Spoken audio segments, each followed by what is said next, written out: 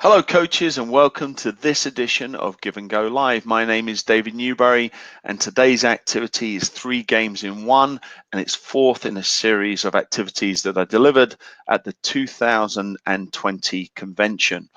On the first slide, on the left-hand side, you'll see some of the things I've observed over the last 6 months working with players age anywhere between 10 years old and 16 years old and through playback through video. On the right-hand side is some of the statistical data that I've been able to gather through the wearables of PlayerMaker, providing technical information relate to individual possessions.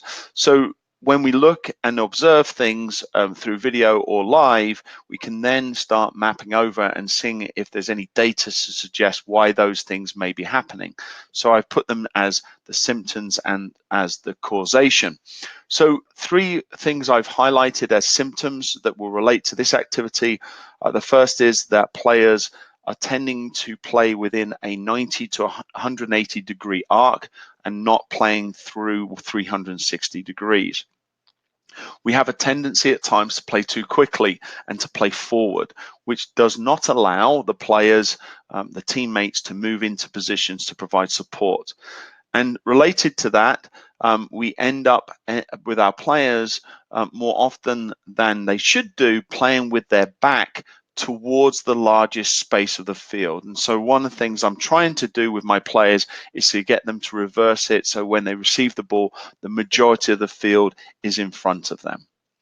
On the right hand side, we can then start looking at some of the data that might relate to why those symptoms are occurring. And one example is that in the initial data we received at the beginning of this project, we saw that most of our players were at 75 to 80% of use of not of their dominant foot. So it becomes somewhat predictable which way they're going to go once they receive the ball. And not only are they receiving the ball with their dominant foot, but then they're all taking their second touch with their dominant foot. So it means that when the ball comes to a player, they're very limited because they are moving, if they receive on their right, then moving to their right to then play the ball again with their right foot. So really playing within that 90-degree arc. And then another interesting statistic is the percentage of one-touch possession. So the ball comes to a player and they play it first time, and that was over 50% in the case of many of our players. And that leads also to high turnovers, either giving the ball to the opponent or kicking the ball out of play. So we're looking at raising the time a player spends on the ball and the number of touches they take when receiving it. So in this activity, the 4th of the 4 of 4, we are now playing into a small-sided game. So we have a full field or half a field, depending on how many players you have and the age of the players. And we have 3 different formats. The first format is to maintain 5 passes for a point. The second is then to play into the small goals along the width. So the white team are actually going to be playing in the second sequence to these goals, and the black team will be playing to these goals. And then finally, the third sequence is the whites play to the big goal in this direction, and the reds go in that direction. So there's the strategy, or the 3 different objectives, and we need to consider that we are moving from one format to the other on the fly. As soon as one team achieves it, then both teams switch over to that new format. So in the possession activity, sequence 1, we have no direction. So of course we can go in any direction. So that brings out its own strategic implications. One of the things that I would be looking to do in this case is get my players to move into the deep and wide and high positions towards the outside to make the area as big as possible for the attacking team. I would like my players to take at least 2 touches. So I would put a condition on there that if you play with 1 touch, the turnover of possession will go immediately to the opponent's team, because of that very need in order for players to maintain possession as a team, we have to maintain possession as an individual. I would also like to see players alternate feet. So if they're going to play two touch, they receive with their right foot, they pass with their left. They receive with their left, they pass with their right. And then the other thing with this type of activity is the idea of changing the point of attack. Now, changing the point of attack doesn't mean switching fields from one side of the field to the other. It means shifting the ball 5 to 10 yards into playing into a new space. I find a lot of the issues come because our players are closed when they receive the ball. They don't open up their body and they try to play the ball back within 5 to 10 yards of the person that just passed the ball, the originating passer. So we want to move the ball to a different location in order to maintain possession. So 5 passes for a point, and then we move to our second objective, which is to score in the small goals. And here now we can bring in the concepts of switching the play or switching the point of attack.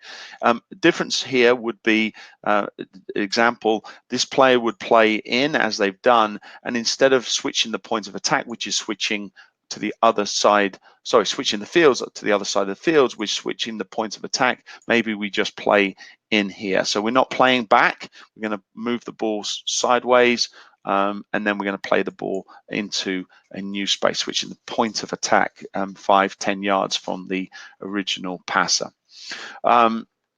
Here we would look at some of the functional responsibilities, so we can start to bring in positions, and here we would look at the whites having maybe a number 11 and number 3. This player here could be a 4 or 6, maybe this one's a 9, we've got a 2, and we've got a number 7. So we've now got the functional positions that the players were playing in the game environment that we can bring into the second objective.